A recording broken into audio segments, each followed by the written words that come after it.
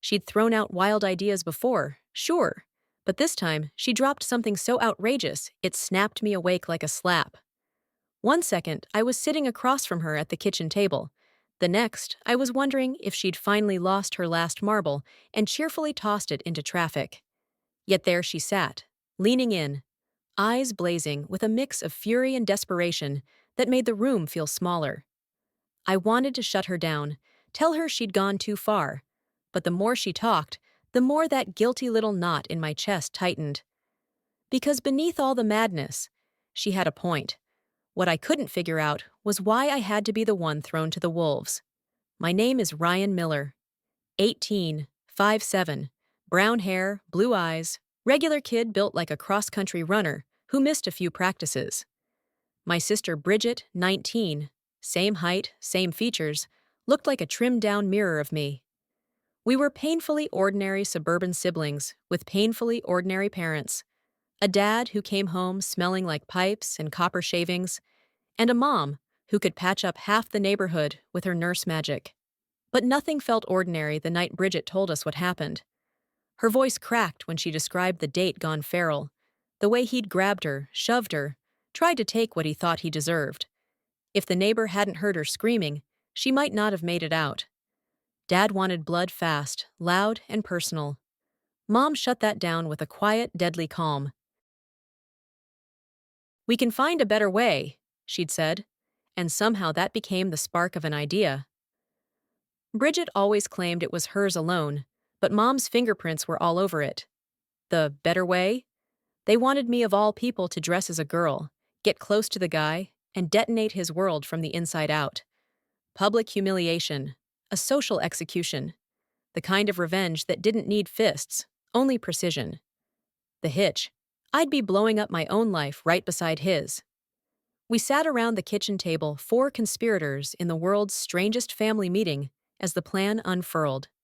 When I pointed out that my future might get caught in the blast radius, Dad grumbled that he didn't like the public part. Mom, ever the strategist, quietly countered, "Then make it private. Film it. No exposure, but he'll know why." Dad mulled that over, tapping his calloused fingers on the table. "I still don't like Ryan dressing as a girl," he said slowly. "Not unless he can do it well enough that nobody figures him out." That sentence, that tiny, irritated surrender, was all Mom and Bridget needed. Their eyes lit up like they'd just been handed permission to stage a covert operation. I was terrified. Sure, I'd dressed up for Halloween before, but that was kid-stuff plastic tiaras and cheap wigs, and nobody looking too closely. This time, this was an adult risk with adult consequences. If I slipped up, if anyone recognized me, I'd be the one paying for it. But Mom and Bridget looked at me the way they always did when they wanted something impossible. And I did what I always did. I nodded. "Good," Mom said, already shifting into command mode. "Upstairs, now." Bridget and Dad were dismissed like interns who'd overstayed their welcome. "Back by 5. We'll go out to dinner." Dad groaned, but followed orders. Bridget shot me a tight smile, half apology, half determination. The moment the front door clicked shut, Mom appeared in my room with an armful of supplies, like she was prepping for a makeover boot camp. Under her direction, I was introduced to the glamorous world of hair removal cream, eyebrow reshaping, and rollers that tugged at my scalp with every turn. By the time I rinsed everything off, shaved closer than I ever had, and let her get to work, I already felt halfway transformed. My eyebrows arched higher, cleaner. My hair, soaked in gel, curled up in neat rows. I was starting to resemble Bridget in a way that made my pulse hop. When she brought in my sister's clothes, though, I hit my limit. "I can handle it from here," I told her, cheeks burning. She gave me that mom look, half warning, half trust, then stepped out. Alone, I pulled on the panties, then the pantyhose, careful not to snag them with trembling fingers. Mom had left a padded panty brief Bridget used years ago. Once it was on, my hips softened into something unfamiliar, my outline rounding into suggestion. The waist nipper came next, tightening, shaping until my middle shrank into a narrow line I barely recognized. The bra was a 36B, soft cups waiting to be filled. I stuffed it with socks, feeling ridiculous and strangely exposed, then eased the dress over my head and called for Mom. She returned, zipped me up, and guided me into Bridget's room. I sat at the vanity like someone waiting for their sentencing as she draped a towel around my neck. Then came the makeup lesson foundation, smoothed over skin that suddenly felt foreign, powder dusting across my cheeks, eyeshadow and shades that made my features shift subtly with each stroke. Plum and green blended into something striking. Black eyeliner sharpened my gaze. Mascara added a flutter I'd never possessed. When she finally removed the rollers and styled my hair, my reflection barely looked like me at all. And when she handed me the lipstick, a hot, electric pink, I traced it over my lips, watching them come alive. Watching her come alive. For the first time since the plan had been whispered into existence, I understood why Mom and Bridget believed I could do this. And for the first time, the fear didn't drown out the flicker of something else possibility. Mom clapped her hands once, decisive as a stage director. Now all you need is some jewelry. Good grief. As if I wasn't already teetering on the edge of an identity crisis. Luckily, I'd pierced my ears years ago, peer pressure, a dumb trend, and an even dumber attempt to impress a girl, so when she handed me gold hoops, I slid them in without complaint. Then came a delicate necklace, a slim bracelet, 2 rings that caught the light every time I moved. Each piece felt like another small click in a lock that wasn't supposed to be mine.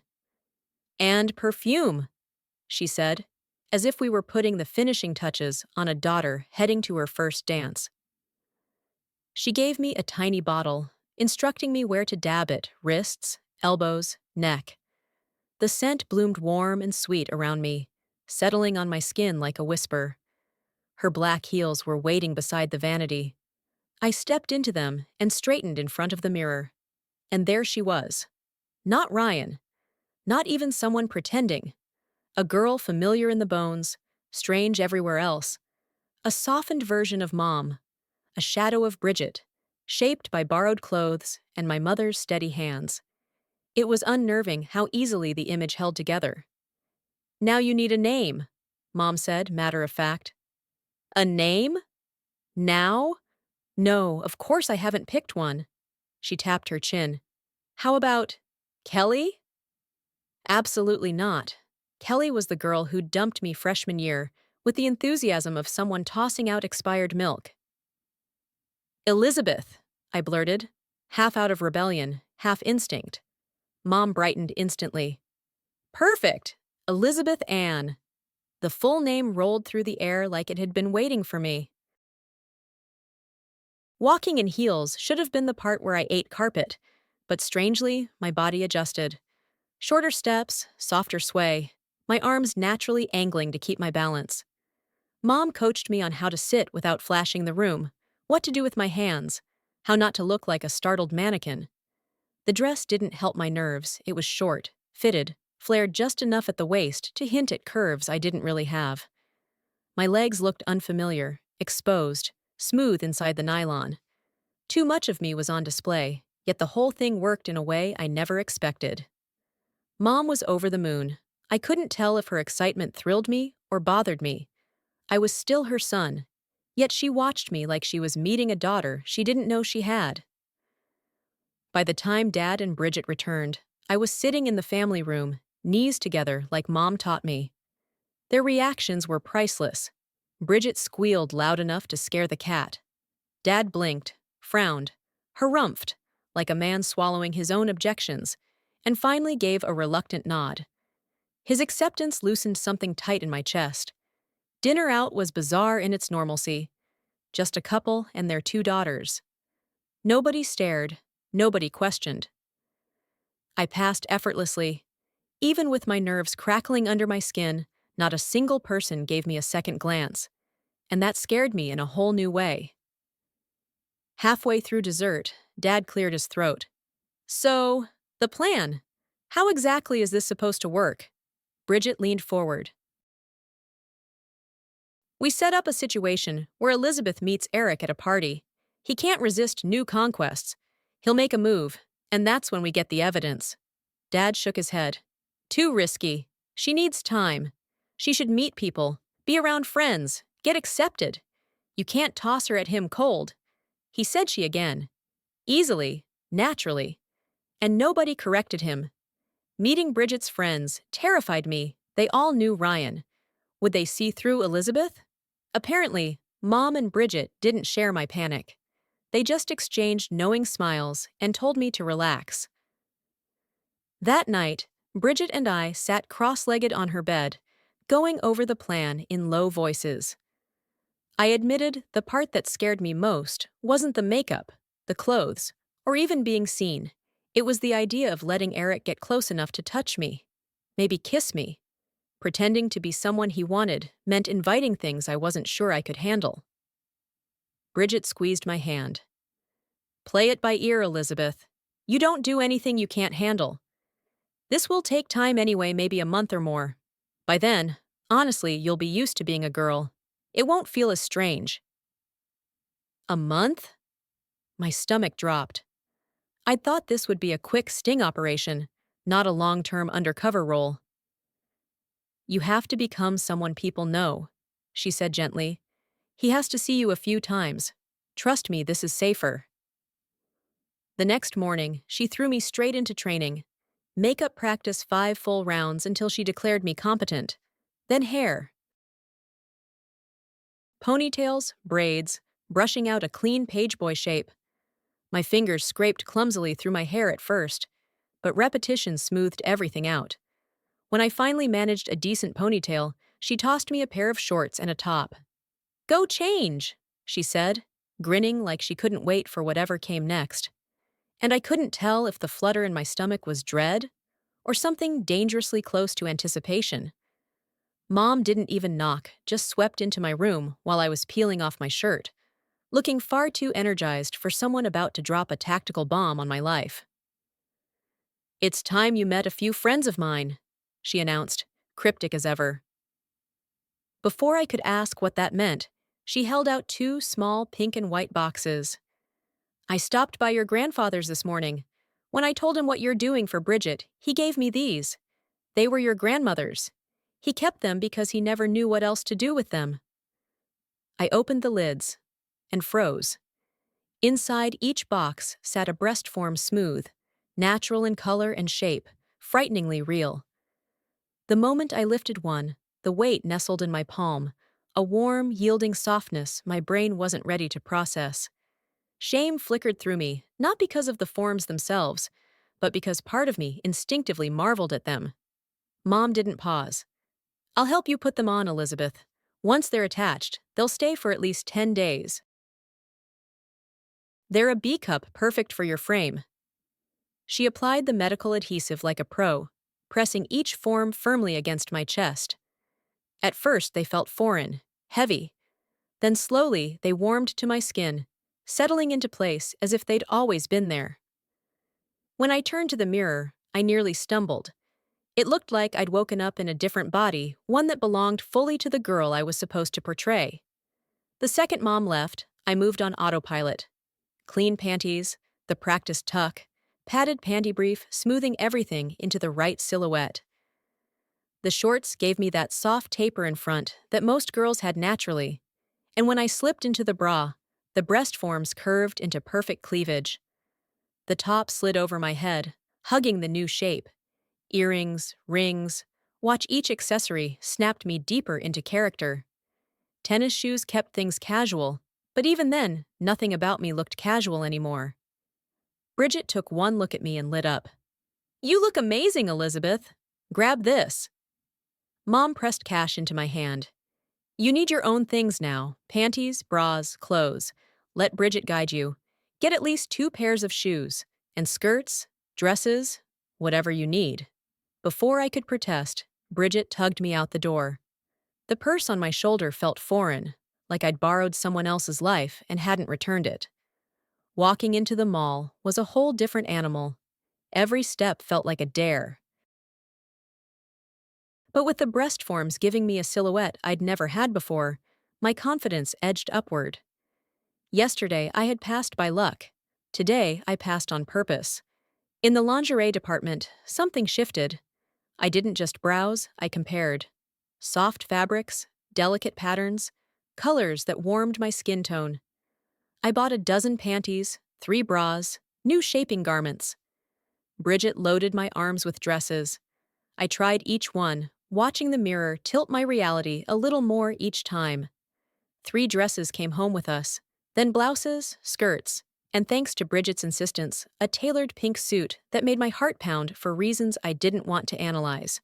And a swimsuit. Because apparently, I was in this deep. Then Bridget said the words that made my pulse skip. You should get your hair styled and your nails done. You'll be Elizabeth for months, so why not? Months.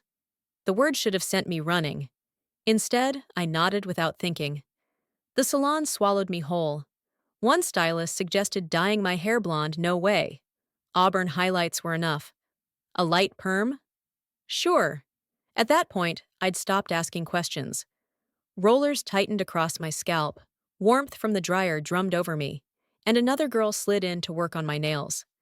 Filing, shaping, lengthening. The soft red polish made my hands look almost elegant. When they finally spun me toward the mirror, I had to grip the armrests. The person staring back wasn't Ryan hiding behind makeup. She was Elizabeth Pageboy, curls brushing her jaw, highlights catching the light, longer nails, slender fingers, a softness in her face that made the transformation unsettlingly complete.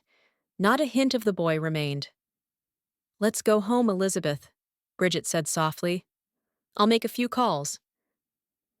Dad was in the living room when we returned. His jaw dropped. For a terrifying second, I thought he might actually choke. We breezed past him, pretending nothing was out of the ordinary, and headed straight to my room. He followed me almost immediately, looking lost. Ryan, he started, his voice low. You can't keep doing this. You can't let your mother and sister turn you into this doll. This has gone too far. We'll find another way to handle Eric. You take that makeup off, son. Now! He was pleading, but the desperation in his eyes wasn't enough to sway the sudden, quiet certainty that had settled inside me. I just met his gaze, silent, and he sighed, running a hand through his hair. Damn it, Ryan. Just think about your future. He turned and left, his objections fading into the carpet. When I walked in, I stopped short. Someone, probably Dad, had built a small vanity for me, complete with a mirror. My chest tightened. This wasn't a costume anymore. It was becoming a life. After hanging everything up, I turned to leave, but Bridget blocked the doorway. Change, one of your new skirts. She disappeared into her room while I undressed. By now, the motions were familiar. Padded panty brief, pantyhose smoothing over my legs, the dark green pleated skirt swishing softly as I stepped into it. The crisp white blouse settling over my torso, black flats completing the look. When I caught sight of myself again, dressed simply but convincingly, the realization hit with startling clarity. I wasn't playing at being a girl. I was becoming one piece by piece, choice by choice, step by step. I slipped into Bridget's room without thinking, still riding the strange calm that came after finishing my makeup. She stood there in nothing but a bra and panties, brushing out her hair like it was the most natural thing in the world. I froze, halfway back out the door, but she waved me in with a smirk. Might as well get used to it, Elizabeth. Girls change around each other all the time. No one's going to freak out just because you're in the room.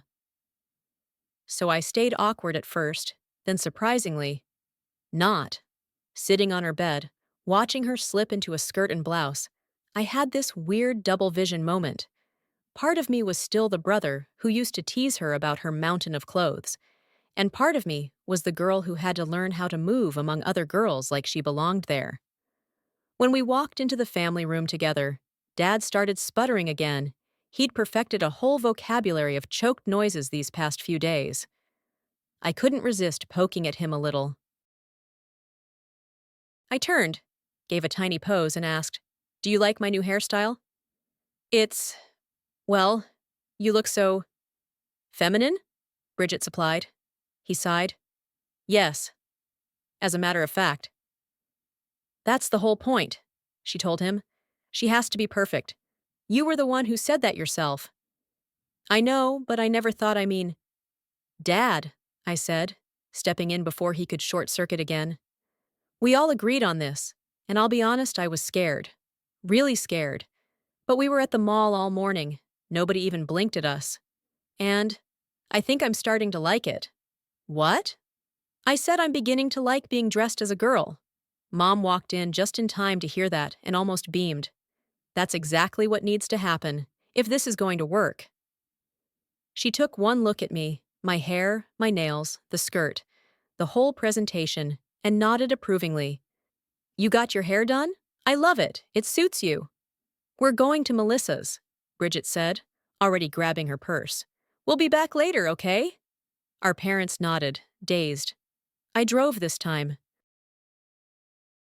Melissa had known me forever, but when she opened the door and saw Elizabeth, she didn't flinch, didn't double take, didn't squint trying to recognize me. She just welcomed me in like I was any other girl from Bridget's circle. Only when we were alone in her bedroom did we tell her the truth. First she laughed, then she stared. Then her face shifted into a stunned kind of belief. Once she heard why I was doing this, she agreed to keep the secret instantly. Jennifer's having a party tomorrow night, Melissa said. I'll call her. Maybe she can invite Eric. My stomach did a slow, tight twist while she made the call.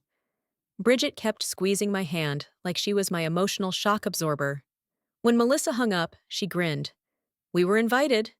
We headed home to get ready. Melissa said it's dressy tonight, Bridget informed me.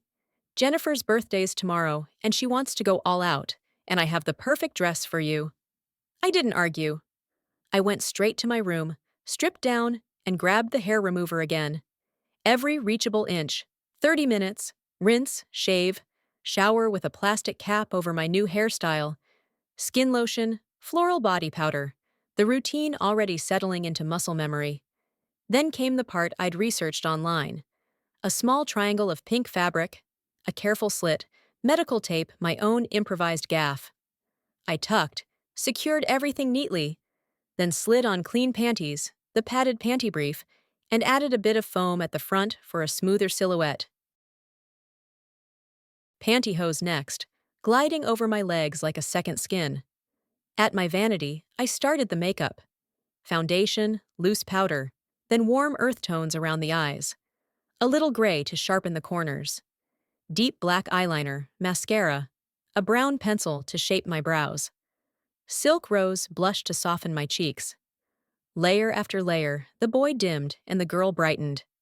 Bridget came in with the dress and froze when she saw my breast forms. God, Elizabeth, I thought those were real for a second. Okay, then this dress is perfect, but you need something else with it. That something else was a corselet, a serious one. I took off the panty brief and stepped into it, fastening the hooks, pulling the zipper, then tightening the laces until my breath shortened and my waist narrowed into a tight, dramatic curve. My breasts pushed upward, closer together, forming a cleavage that looked shockingly natural. When I adjusted them inside the cups, the shape was, well, more than convincing. In the mirror, I didn't just see a girl. I saw a girl who could walk into a party, turn heads, and make Eric look twice. And the realization sent a hot, nervous shiver through me. I wasn't just becoming believable. I was becoming irresistible. Bridget's room was warm with lamplight when I slipped inside, and this time she wasn't wearing a thing. She didn't flinch, didn't cover herself, just stepped calmly into her panties like it was the most normal sisterly moment in the world. Can't let you be the only one showing off, she laughed as she wrapped herself into her own corselet, cinching her waist into a shape that could have been sculpted. The garment sharpened her curves until she looked like a retro movie star. I just stared, half in awe, half in panic, at what I was turning into by comparison. Then she turned to her closet, rifled through sequined bursts of color, and pulled out 2 dresses, both sheath silhouettes, both low-cut, both shimmering like they had a nightlife of their own. One green, one red. The choice felt like a test. I took the green one, heart ticking hard in my chest. She helped guide it over my head, zipping it up with a practiced tug. The dress hugged everything. The low back left my skin bare, except for a single strap sweeping around my neck.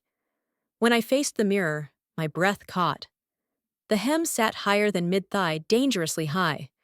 The fit sculpted my hips, my corseted waist, the swell of my breasts. I wasn't just feminine, I was striking. A little overwhelming. Bridget slipped into her own red version, just as short, just as revealing. Together, we looked like we were heading to a red carpet event, not a teenage birthday party. She handed me matching jewelry, rhinestone and green chandelier earrings, a delicate choker, a purse to match my heels. I went back to my room to finish. The black heels made my legs look impossibly long.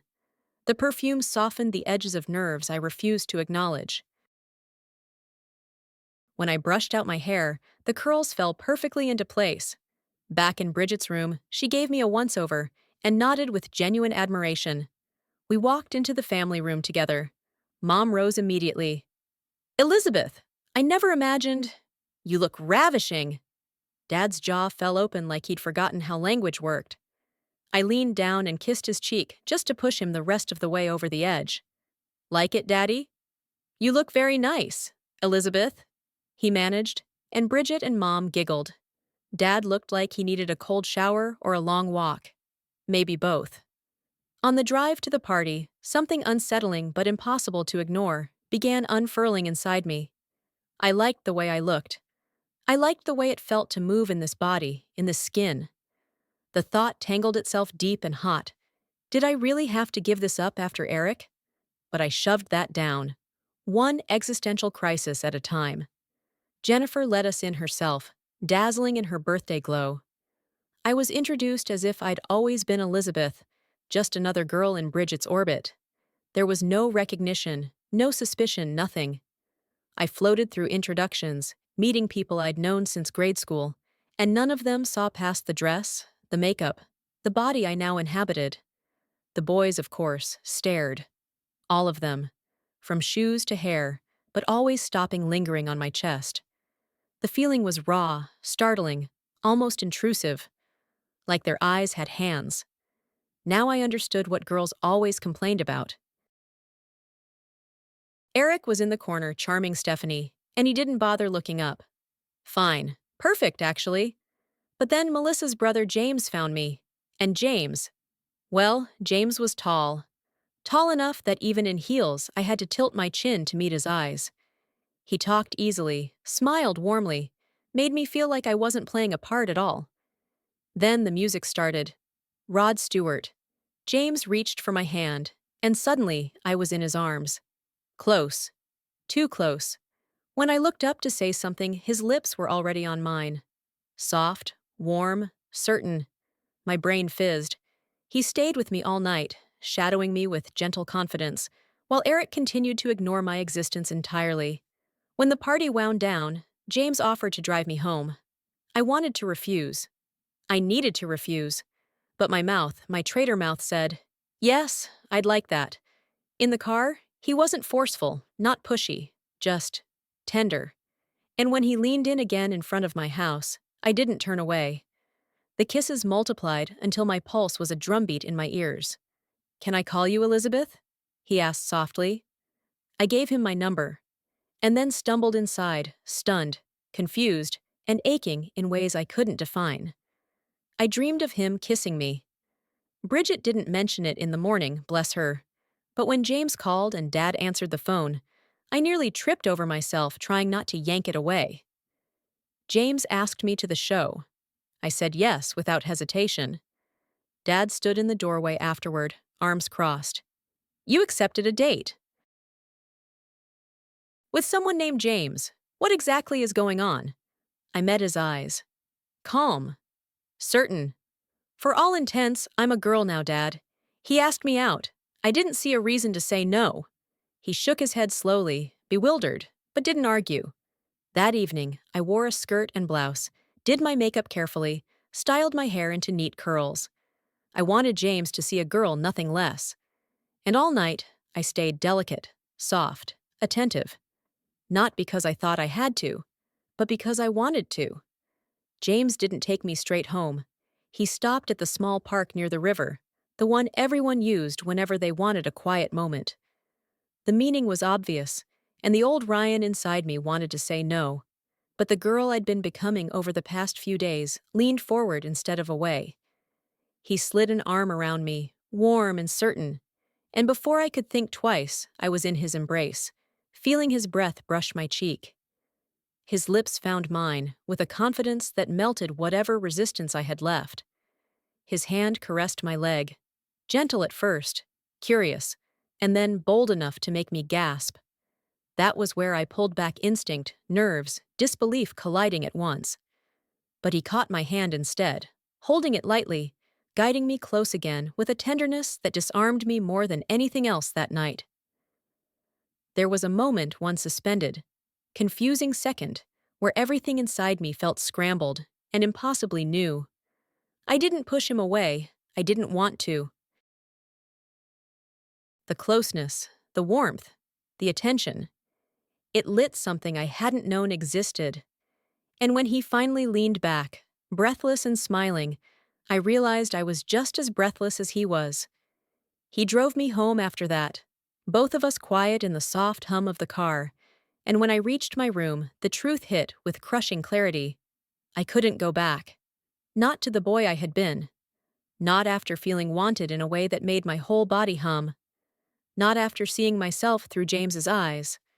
There was no shame in me, only a heady, disorienting joy. A pale nightgown waited on my bed, delicate and soft. I slipped into it, letting the fabric skim over my skin, and felt an almost startling rightness. It allowed no illusions. My new shape was visible through the thin material, and somehow that emboldened me. By morning, I walked to breakfast still wearing it, letting the truth show without a word. Mom scolded me lightly, but when I told them I was done being a boy finished, completely, she only sighed and said she had already suspected as much. Dad, on the other hand, reacted exactly as expected. "You're a male and damn it, you should stay a male." "I can't," I said quietly. "Not after last night, not after James." I didn't give details, I didn't have to. His imagination filled in plenty. His face flushed with anger and confusion. "What did you and James do?" "We went to the show, and he kissed me." My voice cracked, and the weight of it all slammed into my chest. I ran to my room, eyes stinging, slammed the door, and collapsed on my bed. Mom followed almost immediately, holding me the same way she had when I was small and overwhelmed by a world I didn't understand. "Elizabeth," she murmured, stroking my hair, "I could see how much you liked dressing as a girl, especially in that green dress. Your father, he just needs time. This is a lot for him. But what you said downstairs was cruel. You know that. Now tell me, really tell me how you decided all this so quickly." "It wasn't quick," I whispered. Something turned on inside me after the salon. I looked in the mirror and I knew, Mom. And the way guys looked at me, it made sense. For the first time, I felt like I was who I should have been all along. And James, he kissed me, and everything inside me just dissolved. I wasn't pretending. I wasn't acting. I reacted the way a girl does, because that's what I am. I was still wiping my eyes when Dad stepped into the room. His expression was troubled, but softened. "I don't understand why you'd give up being a male," he said quietly, "but you're old enough to choose your own path. I'll go along with it, under one condition. From now on, you follow the same rules Bridget does. No male clothing, none. After we come back from church, clean out your closet. Everything goes to charity, understand?" I threw my arms around him, laughing and crying all at once. "Thank you, Dad." He cleared his throat. "Get dressed. We have just enough time to make the service." When he left, I turned to Mom, stunned. "Did he mean all of that?" "I wouldn't test him," she said. "If this is what you want, do it. But brace yourself, the world can change fast." So I got ready for church. Pink suit, white blouse, white heels, soft makeup, simple jewelry. And as I looked at myself in the mirror before heading out, the truth settled in. Elizabeth wasn't a disguise anymore. She was a beginning. James was already seated with his family when we walked into church, and Eric was there too. Eric caught sight of me and flashed a smile, the kind of smile that made my stomach twist, but James stayed glued to my side, sitting beside me and my family, like he wanted the whole congregation to know exactly where he stood. Dad noticed. His grin was practically split across his face when I introduced James. The service was its usual slow hour, hymns echoing through familiar walls. But as we stepped into the bright morning sun, sirens broke the calm. Police approached Eric and placed him under arrest right there on the church steps. I heard one officer say Stephanie had pressed charges. My heart pounded, not from fear, but from the sharp justice of the moment. James walked me to the car, while everyone stared after the police cruiser. "You're Bridget's brother, aren't you?" It hit me like cold water. I knew the truth would reach him eventually. I just didn't expect now. If anyone deserved honesty, it was him. I used to be," I said quietly. "Now I'm her sister, in almost every way that matters. I'm sorry I deceived you. I'll understand if you don't want to be seen with me." He shook his head immediately. "It's not that. You're a beautiful woman, by any standard. And I like being with you. I'm just confused because, well, I'm still attracted to you, even knowing everything." My breath caught. "Don't worry, James. I like me this way too." We stood there torn, tangled, both unsure how something so impossible could feel so natural. I was about to say more when Dad approached and asked to speak to James alone. Mom gently pulled me back toward the church. "Your father wants a man-to-man talk," she said, rolling her eyes. "Which means we're not invited. But don't kid yourself you're the topic. This afternoon you'll talk to a friend of mine.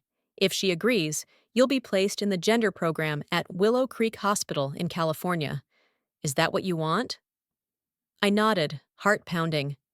When Dad and James rejoined us, they shook hands, a solid, deliberate handshake that felt like a doorway opening. "Mrs. Miller?" James asked. "May I steal Elizabeth for the afternoon?" Mom agreed, with the warning that I had a 4 o'clock appointment. He took my hand and practically swept me to the car. "I want you to meet my parents," he said. My pulse leapt. Meeting the parents was a step you didn't take lightly, especially in my situation. But he wasn't nervous, so I pushed my fear aside. His mother welcomed me with warm politeness, his father with reserved curiosity. I stayed poised, gentle, feminine in every gesture. Before long, his father's posture softened, and his mother smiled at me with approval I didn't expect. When we left, my nerves had transformed into something close to happiness. James took me back to the park, always the park with him, and kissed me again, slow and full of emotion. I felt none of the fear I'd carried before. Only the pull, the connection, the warmth that made everything inside me go soft and sure. Then he drove me to the hospital facility. When I hesitated, he came in with me. The doctor and I talked long and seriously.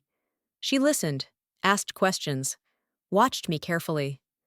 Finally, she handed me a prescription and instructions. When I told James what it meant, a formal medical start to my transition, he smiled like someone watching a sunrise. "I'm not going anywhere," he said softly. The rest of the afternoon blurred into something warm and electric, more emotions than actions, more certainty than confusion. It wasn't about physical closeness. It was about the feeling of being wanted, accepted, recognized. A new kind of intimacy, one that didn't need details to be overwhelming. By the time he dropped me off, I knew I'd crossed into a new life entirely. Over the next months, my transformation deepened.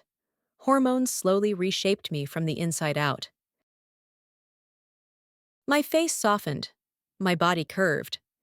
By the 4th month, the breast forms were no longer needed. By the end of the year, I filled out a size 12, with a natural ease that still startled me some mornings. What started as a disguise, A borrowed identity to help my sister became the truest version of myself. A life I hadn't known I was reaching for until I was already living it. And James stayed.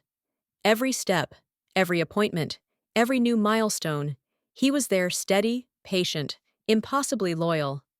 Someday soon, when my transition is complete, we'll be together without hesitation or boundaries.